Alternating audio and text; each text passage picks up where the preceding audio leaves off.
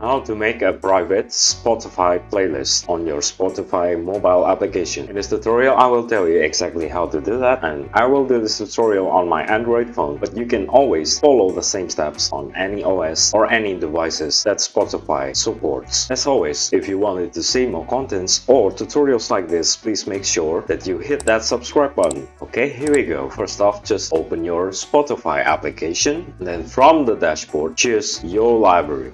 You will be presented with a screen of showing your library. If you wanted to see only your playlist, just click playlist.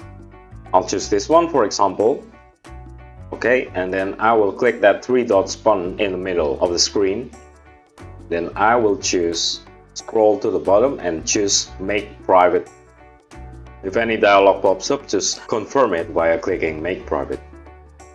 There will be a toast notification showing you that this playlist is now private, and that's pretty much how you make private Spotify playlist on your Spotify mobile application. If you find this tutorial helpful and you wanted to see more, just make sure that you subscribe, like and comment down to our channel. If you have any suggestions or any topics that you want us at Simply How To cover, please do not hesitate to put it on the comment section down below. Cheers! Until the next tutorial YouTube, bye!